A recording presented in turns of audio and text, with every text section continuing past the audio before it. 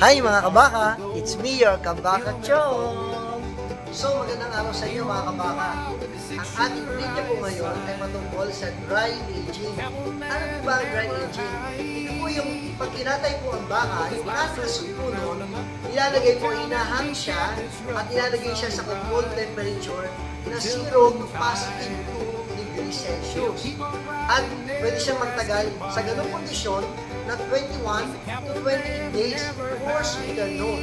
Kung gusto niyo naman, mas matagal, mas umami flavor, mas beefier flavor, mas malambot, pwede po pa siyang mas tumagal hanggang 25 days. Kung gusto niyo mas matindi ang funky o pagka-bluish na amoy niya or ang taste niya, pwede pa rin po hanggang 60 days po. Kaya lang, hindi po kaya yun hanggang doon lang po sa sweet note na 21 to 28 days.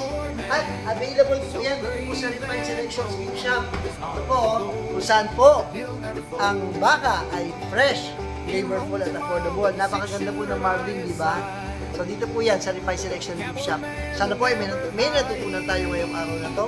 At muli, para tayo sumakses sa lahat ng ating ginagawa, mula pa nagsasimula, do it right!